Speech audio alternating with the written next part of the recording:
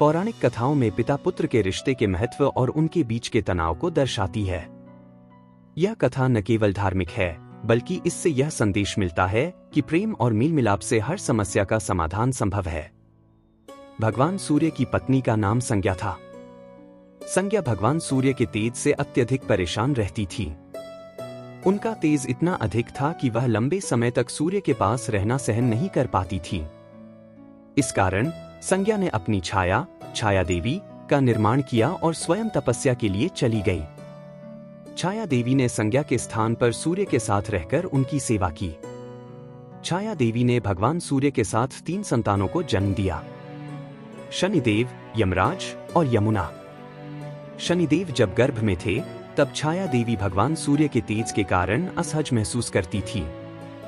इस वजह से वे अक्सर ध्यान और तप में लीन रहती थी। इस तपस्या के प्रभाव से शनिदेव के जन्म के समय उनका रंग काला हो गया। शनिदेव के जन्म के बाद भगवान सूर्य ने उनका रंग देखकर उन्हें स्वीकार करने से इनकार कर दिया। उन्हें लगा कि यह उनका पुत्र नहीं हो सकता। इस बात से शनिदेव के मन में अपने पिता के प्रति क्रोध और नाराजगी उत्पन्न हुई। अपने पिता की उपेक्षा से दुखी होकर शनिदेव ने घोर तपस्या की।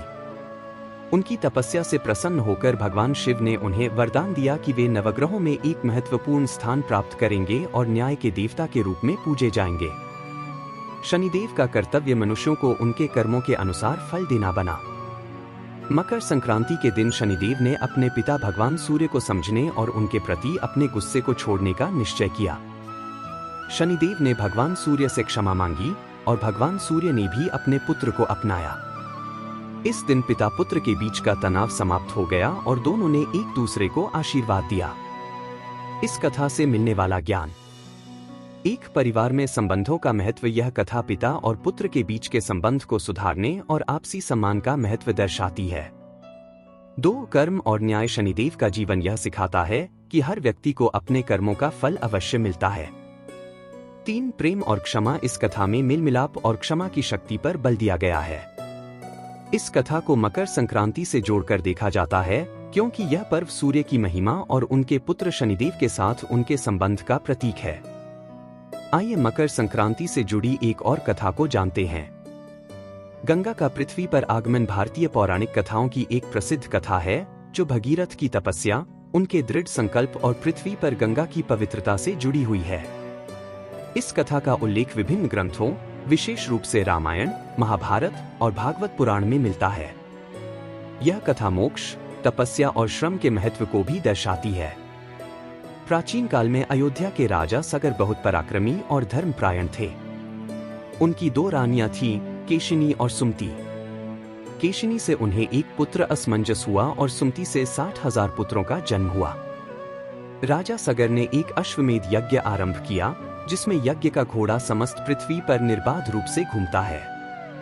यह यज्ञ राजा के पराक्रम और प्रभुत्व को दर्शाने के लिए किया जाता है। इंद्रदेव, जो अक्सर देवताओं के यज्ञ को बाधित करने की चेष्टा करते थे, ने यज्ञ के घोड़े को चुरा लिया और उसे कपिल मुनि के आश्रम में बांध दिया। कपिल मुनि एक तेजस्वी और तपस्वी ऋषि थे। राजा सगर के 60,000 पुत्र घोड़े की खोज में कपिल मुनि के आश्रम पहुंचे। उन्होंने मुनि पर घोड़े की चोरी का आरोप लगाया। उनकी इस अनुचित बात और मुनि के ध्यान में बाधा डालने से क्रोधित होकर कपिल मुनि ने अपने तीसरे नेत्र से उन्हें भस्म कर दिया। राजा सगर के वंशज भगीरथ ने अपने पूर्वजों की आत्मा को मोक्ष दिलाने और उनका उद्धार करने का निश्चय किया। उन्हें ज्ञात हुआ कि केवल गंगा नदी का पृथ्वी पर आगमन और उनके जल से यह संभव है। भगीरथ ने गंगा को प्रसन्न करने के लिए कठोर तपस्या की। उनकी तपस्या से प्रसन्न होकर देवी गंगा ने दर्शन दिए। लेकिन उन्होंने एक समस्या सामने रखी। यदि वे स्वर्ग से पृथ्वी पर उतरेंगी तो उनके वेग को पृथ्वी संभाल नहीं पाएगी और पृथ्वी के टुकड़े टुकड़े हो जाएंगे।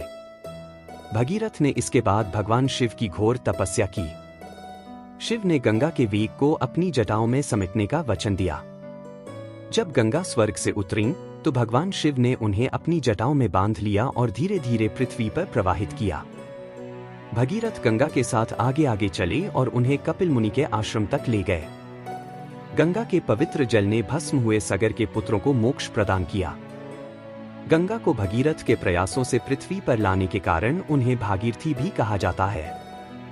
गंगा का प्रवाह केवल सागर पुत्रों के उद्धार तक सीमित नहीं रहा। उनका जल पवित्र और मोक्षदायी माना गया। भारतीय संस्कृति में गंगा को माता का दर्जा प्राप्त है और इसे जनवरी से जनवरी के उद्धार का प्रतीक माना जाता है। इस कथा से मिलने वाला ज्ञान। एक दृढ़ संकल्प भगीरथ की तपस्या यह सिखाती है कि अटूट प्रयास और तपस्या से असंभव को भी संभव बनाया जा सकता है। 2 मोक्ष का प्रतीक। गंगा का जल आत्मा की शुद्धि और मोक्ष का प्रतीक है। 3 प्रकृति का महत्व। गंगा जैसी नदियां जीवनदायिनी हैं और इन्हें संरक्षण देने की आवश्यकता है। गंगा केवल धार्मिक दृष्टि से ही महत्वपूर्ण नहीं है, बल्कि यह भारत की प्रमुख जीवन रेखा भी है। इसका जल कृषि, पेयजल और उद्योगों के लिए अत्यंत उपयोगी है। यह कथा हमें गंगा और अन्य नदियों के संरक्षण के लिए प्रेरित करती है। गंगा को भारत में इसीलिए मां कहकर संबोधित किया जाता है।